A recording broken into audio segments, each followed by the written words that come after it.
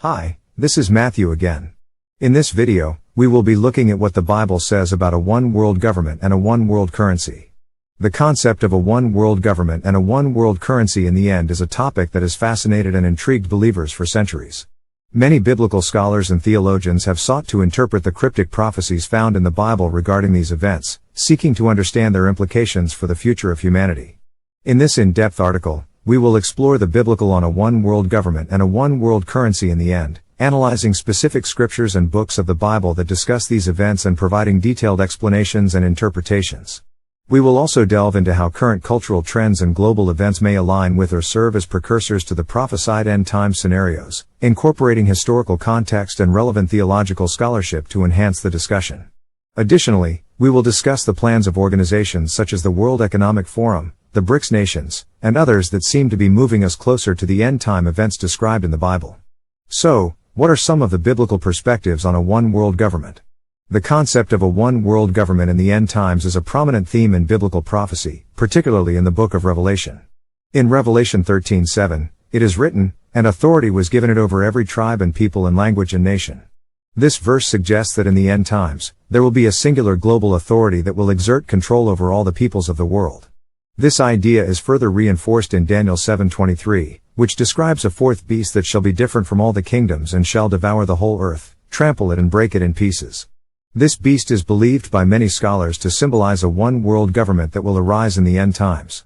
The idea of a one-world government is often associated with the concept of a new world order, a term used to describe a global political system in which all nations are subservient to a central authority. Proponents of this theory argue that powerful international organizations, such as the United Nations and the World Economic Forum, are working towards establishing a one-world government to promote peace and unity among nations. Critics, however, view this as a dangerous concentration of power that could lead to tyranny and oppression. From a biblical perspective, the establishment of a one-world government is seen as a sign of the end times, signaling the approaching culmination of human history. In the book of Revelation, the rise of a one-world government is closely linked to the emergence of a charismatic leader known as the Antichrist, who will deceive the nations and lead them astray. In Revelation 13:3, it is written, "And all the world marveled and followed the beast." This passage indicates that the Antichrist will have the ability to deceive people on a global scale, ushering in a period of great tribulation and chaos.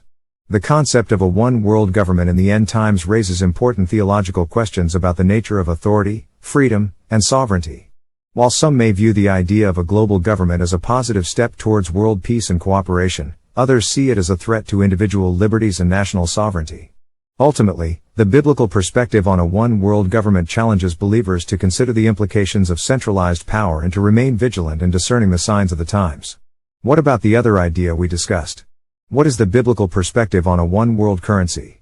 In addition to a one-world government, the Bible also prophesies the establishment of a one-world currency in the end times. In Revelation 13:16-17, it is written, "And he causes all, both small and great, rich and poor, free and slave, to receive a mark on their right hand or on their foreheads, and that no one may buy or sell except who has the mark or the name of the beast, or the number of his name." This passage suggests that in the end times, a universal system of commerce will be implemented, requiring individuals to receive a mark in order to participate in economic transactions.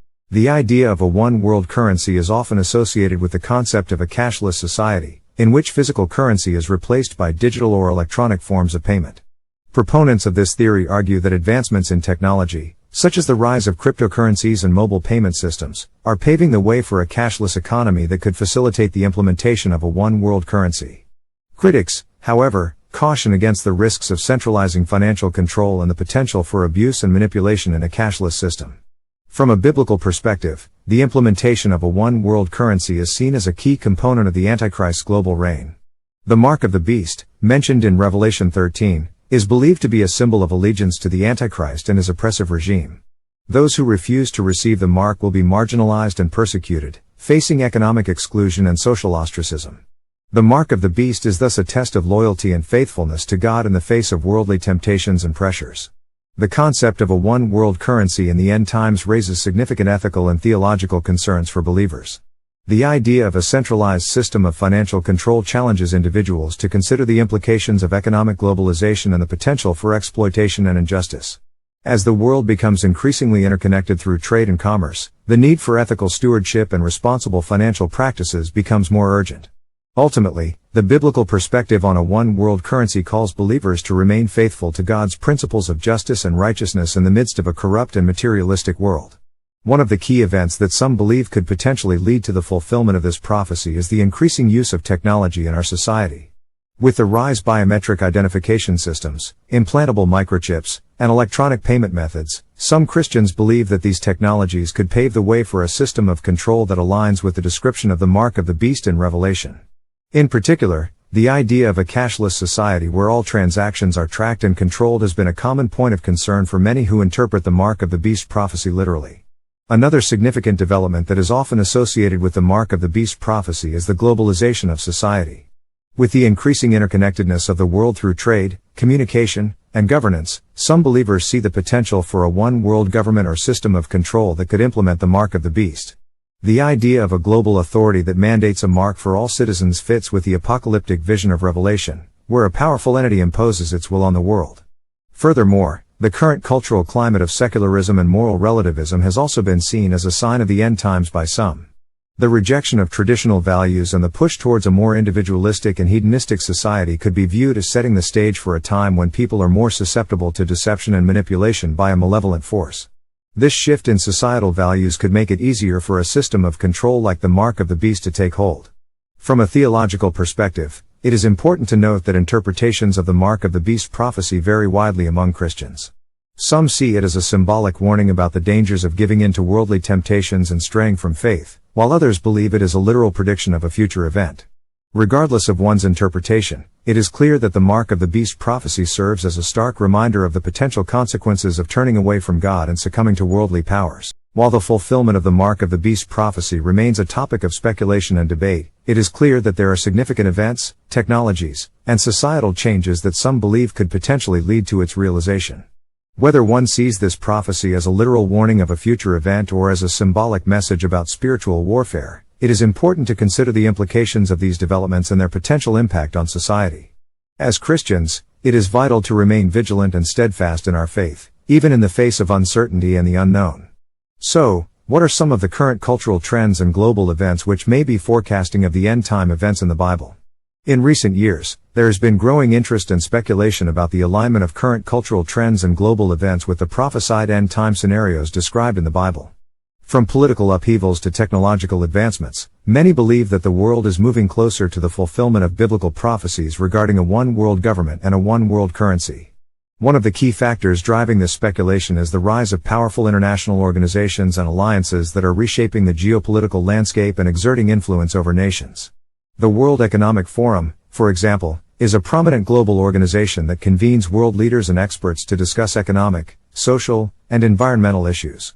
The forum's annual meeting in Davos, Switzerland, has become a symbol of elite collaboration and networking, with discussions ranging from climate change to income inequality.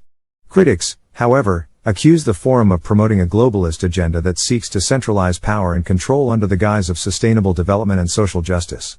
Similarly, the BRICS nations, Brazil, Russia, India, China, and South Africa, have emerged as a powerful economic bloc that is challenging the dominance of Western powers in the global economy. Through initiatives such as the New Development Bank, the BRICS nations are seeking to establish alternative financial institutions that bypass traditional Western-dominated institutions like the World Bank and the International Monetary Fund. This push for financial independence and sovereignty has raised concerns about the implications for the future of global governance and economic stability.